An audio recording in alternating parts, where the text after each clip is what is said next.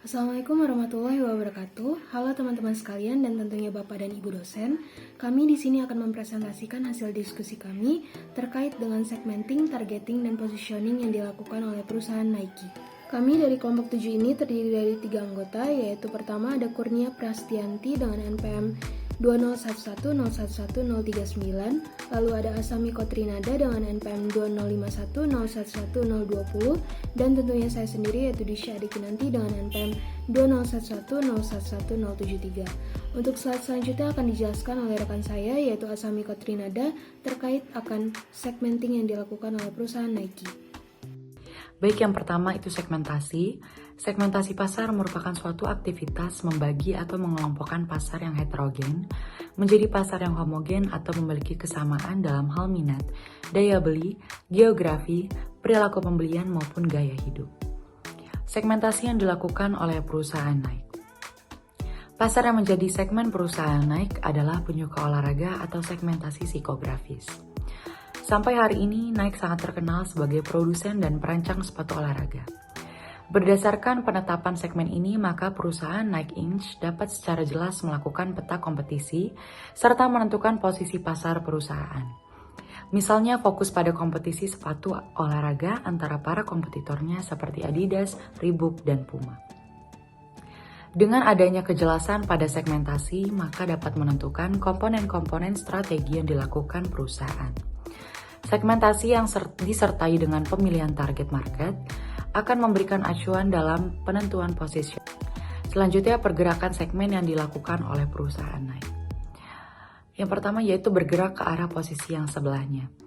Kesuksesan Nike yang pertama adalah membuat sepatu lari yang hebat untuk para pelari yang serius, kemudian beralih pada sepatu untuk bermain bola basket, tenis, dan sepak bola. Selanjutnya, Nike beralih lagi pada pembuatan sepatu aerobik. Lalu yang kedua itu membuat posisi yang lebih mendetail.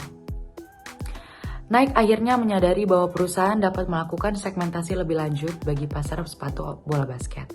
Sepatu untuk pemain-pemain yang agresif, bagi pemain-pemain yang melakukan lompat tinggi, dan sebagainya. Lalu ada loncat pada posisi kategori baru. Nike beralih pada penjualan pakaian yang digunakan oleh pemain-pemain dari berbagai jenis olahraga. Saat ini Nike mempertimbangkan untuk menjual jasa-jasa olahraga seperti pengelolaan karir atlet, serta langkah yang dilakukan oleh Reebok sebagai pesaing ketat Nike. Melakukan resegmentasi pada keseluruhan pasar dengan memperkenalkan sepatu bergaya untuk pasar pemakai santai yang dapat dikenakan setiap hari tanpa melakukan kegiatan olahraga. Selanjutnya akan dilanjutkan oleh rekan saya. Selanjutnya ada targeting. Terlebih dahulu kita artikan tentang definisi dari targeting.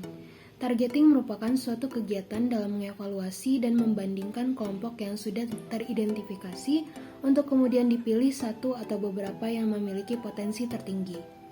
Bauran pemasaran kemudian dirancang yang akan memberikan hasil terbaik terhadap penjualan, selain itu menciptakan nilai maksimum bagi konsumen. Targeting memiliki beberapa ciri-ciri dasar, yaitu pertama ukuran segmen dan potensi pertumbuhan, kedua ada persaingan, dan ketiga ada sesuai dan layak. Beberapa cara untuk menentukan targeting yaitu pertama ada menetapkan sasaran global, kedua kriteria menentukan target, dan yang terakhir memilih strategi pasar global.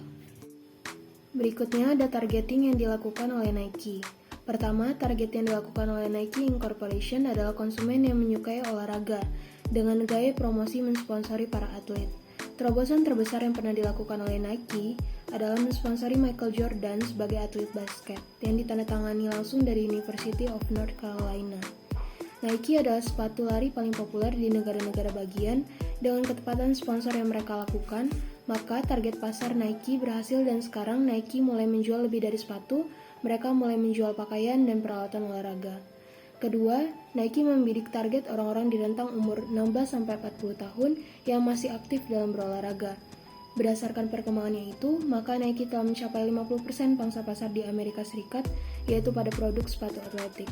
Ketiga, seiring perkembangan zaman juga, Nike mulai mengevaluasi target pasarnya berdasarkan ukuran, keterjangkauan, keterukuran, dan variabel perilaku. Keempat, perusahaan menargetkan atlet profesional dan individu sporty yang menyediakan produk khusus dan inovatif untuk mereka. Kelima, selain itu semua produk dapat dijangkau bahkan secara online dengan kesempatan unik konsumen Nike untuk membuat sepatu mereka sendiri yang dirancang khusus yang membuat merek tersebut lebih dapat dikenal dan dibedakan dengan perusahaan alas kaki lainnya. Berikutnya yang keenam, Nike juga menargetkan pasar melalui taktik psikologis dengan mensponsori atlet hebat dengan prestasi dan kemenangan luar biasa. Taktik ini secara erat menghubungkan produk perusahaan dengan kemenangan. Dan yang terakhir, seperti diketahui juga, Nike memiliki 3 klasifikasi target konsumen, yakni pria, wanita, dan anak-anak.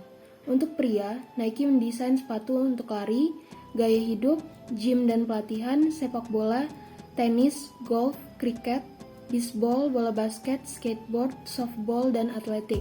Nike memasukkan yoga dalam pemilihan sepatu untuk wanita. Sementara itu, perusahaan membidik atlet-atlet muda di kategori anak-anak.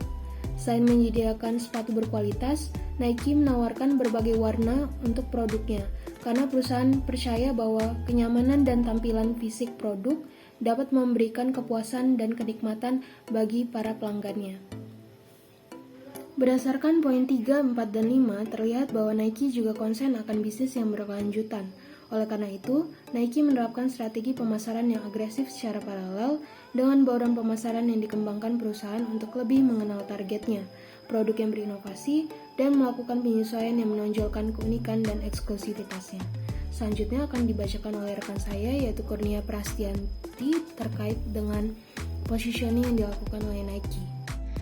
Selanjutnya ada positioning. Positioning merupakan tindakan merancang penawaran serta citra perusahaan agar mampu menempati posisi kompetitif yang berarti dan berada dalam benak pelanggan sasarannya. Positioning yang dilakukan oleh Nike. Dalam hal positioning, Nike memilih lebih memfokuskan pada pemasaran dengan menggunakan image dari seseorang atau kelompok dalam dunia olahraga untuk memasarkan produk mereka dengan harga tinggi. Strategi ini cukup berhasil menjadikan Nike sebagai aparel olahraga terbesar di dunia mengalahkan pesaing-pesaingnya. Misi memberikan inspirasi dan inovasi pada atlet di dunia tetap dipegang oleh Nike hingga saat ini. Image yang terkandung dalam misi ini membuat Nike selalu menggunakan model iklan seorang atlet yang terkenal di dunia seperti Michael Jordan, Tiger Woods, dan Andrew Agassi. Positioning yang dilakukan Nike ini telah berhasil menciptakan image yang baik terhadap produk Nike dengan pikiran konsumen kepercayaan akan kualitas dan nilai-nilai yang dimiliki, membuat harga yang ditawarkan tidak lagi menjadi hal yang dipermasalahkan. Loyalitas dan persepsi positif akan keunggulan produk merupakan hasil dari strategi positioning yang berhasil. Demikian presentasi dari kelompok kami terkait segmenting, targeting, dan positioning dari perusahaan global Nike. Wassalamualaikum warahmatullahi wabarakatuh.